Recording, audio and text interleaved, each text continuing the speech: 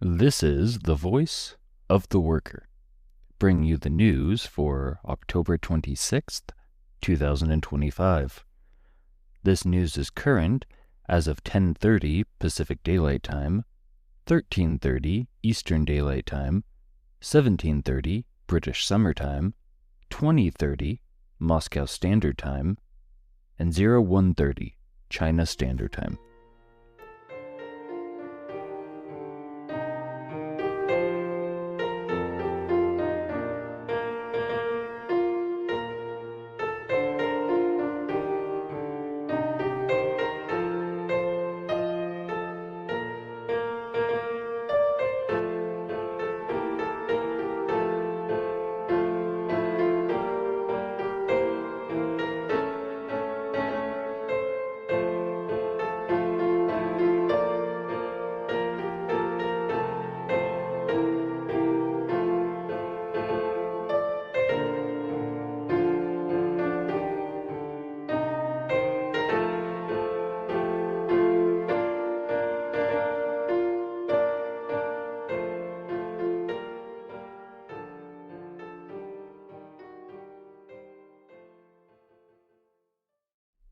Under the autumn skies of Beijing, senior political advisors convened a meeting today.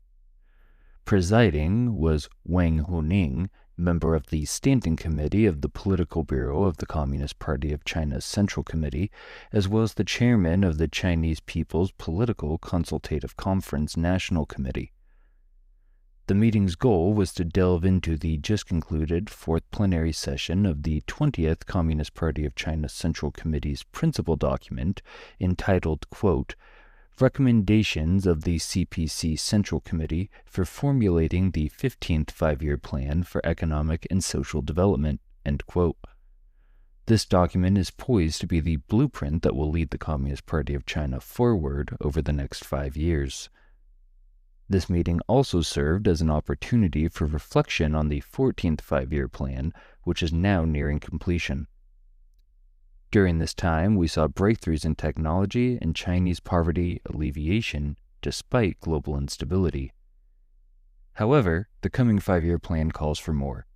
It calls for the rallying of all the Chinese people's organizations and wants to hear the voices of every ethnic group and walk of life within the People's Republic. This 5-year plan intends to utilize the collective wisdom of the people to propel Chinese modernization, but benefits not just China, but the entire world. The guiding principles of this 15th 5-year plan are as follows: upholding the party's overall leadership to ensure CPC guidance in all aspects of the plan's implementation, putting the people first by prioritizing public well-being and shared prosperity, pursuing high-quality development, shifting from quantity to quality growth metrics, comprehensively deepening reforms, promoting interplay between an efficient market and a well-functioning government, and ensuring both development and security by integrating growth with risk mitigation and national safeguards. Ultimately, the 15th 5-year plan aims to rally the party, the military, and the Chinese people under the strong leadership of the Communist Party of China's Central Committee, with Comrade Xi Jinping at its core. One truth shines through. The people are united in purpose, they turn challenges into triumphs, and they are lighting the path for modernization and renewal.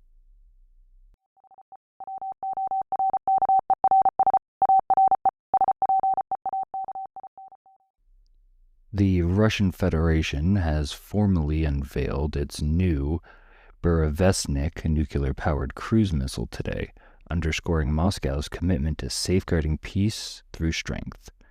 According to RT News, Russia's strategic nuclear forces soared to new heights with a multi-hour flight exceeding 14,000 kilometers, far from the new missile's boundless potential. This demonstration unfolded as Russian President Vladimir Putin visited a key army command post, engaging with Chief of Staff Valery Gerasimov and other top commanders. President Putin was briefed on frontline dynamics with Ukraine and rigorous offensive training. Putin witnessed firsthand how innovation is fortifying resolve in the Russian Federation. General Gerasimov affirmed, quote, "The technical characteristics of the missile make it capable of striking highly protected targets at any distance with guaranteed accuracy," end quote. He highlighted its prowess in vertical and horizontal maneuvers, a testament to its unmatched ability to elude anti-missile and air defense systems. President Putin hailing it as a, quote, "unique product that no one else in the world has," end quote. This missile was first unveiled in 2018 as a response to evolving global threats.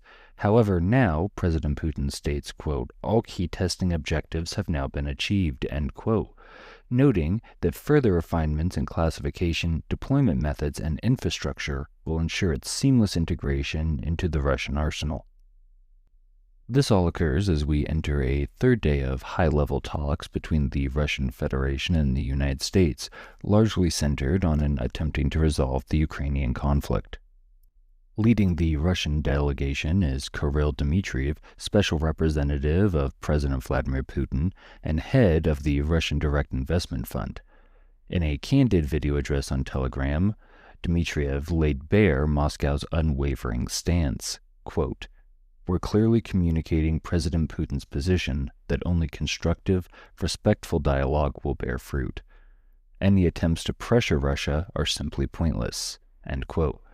He underscored that a true resolution for Ukraine lies in, quote-unquote, eradicating its root causes, a call for delving beyond surface scrimmages to the deeper currents of security and equity that have long shaped Eurasian dynamics. These discussions offer a direct line to the White House, briefing their U.S. counterparts on the frontline realities in Ukraine, where President Putin, in a recent meeting with Russia's general staff, noted the encirclement of some 5,000 Ukrainian forces in the Kharkov region and an additional 5,500 near Pokrovsk in Donetsk. Transparency extends to recent advancements, including the successful missile test we discussed earlier, ensuring no distortions cloud the path to mutual understanding.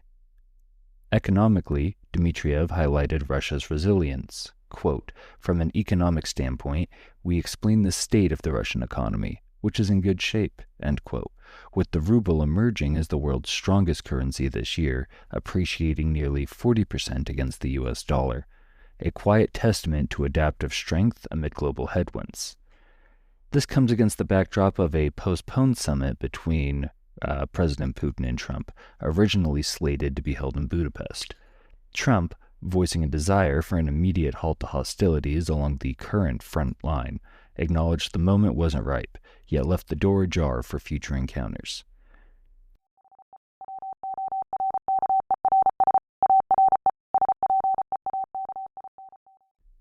In our final story of the day, we turn our attention to the coast of Venezuela, a nation which has been addressing the looming threat of a U.S. invasion since earlier this month. Recent U.S. actions, such as the deployment of the United States Navy to the coast of Venezuela and strikes on civilian vessels in international waters, which have been condemned by United Nations experts, have heightened tensions under the banner of counter-narcotics efforts. These measures, alongside long-standing sanctions and overt discussions of potential invasions, such as those floated by U.S. Senator Lindsey Graham, represent a dangerous escalation of regime change tactics that have repeatedly failed and violated international norms in Venezuela. History shows these interventions, from covert operations to economic blockades, not only undermine sovereignty, but attempt to sow chaos, as seen in the past attempts like the 2020 Operation Gideon, which crumbled under its own illegitimacy. Such approaches, aimed at disrupting Venezuela's foreign relations, particularly its partnerships with the Russian Federation and People's Republic of China, ignore the clear mandate of the Venezuelan people and the principles enshrined in the UN Charter. Through frameworks like the Belt and Road Initiative and BRICS, Venezuela's collaborations have supported key infrastructure projects, such as high-speed rail developments and enhanced defense capabilities with advanced systems, fostering mutual benefits and regional stability without the strings of interference. As Venezuela strengthened its coastal defenses and community programs, it exemplifies how nations can address external pressures through internal unity and diplomatic engagement, firmly rejecting the false promise of regime change that serves only narrow interests. This approach aligns with global calls for dialogue, respecting sovereignty while promoting shared prosperity across the hemisphere. China's consistent support for these principles underscores the value of cooperative ties in building a more balanced world order where no nation dictates another's destiny.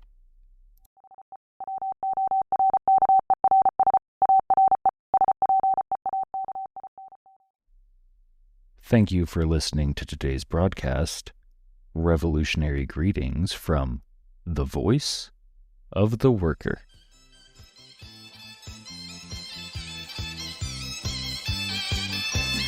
天上太阳红呀红彤彤哎，心中的太阳是毛泽东哎，他领导我们的解放哎，人民翻身当家做主人，咿呀咿自由呀呀自由啊，人民翻身当家做主人。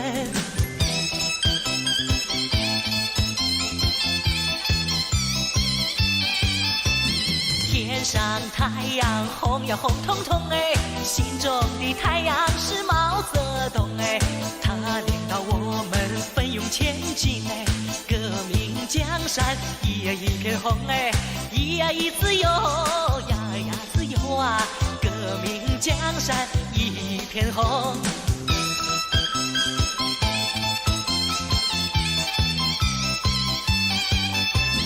天上太阳红呀红彤彤哎，心中的太阳是毛泽东哎，他领导我们奋勇前进哎，革命江山一呀一片红哎，嗦啦啦子嗦啦啦子咿呀咿。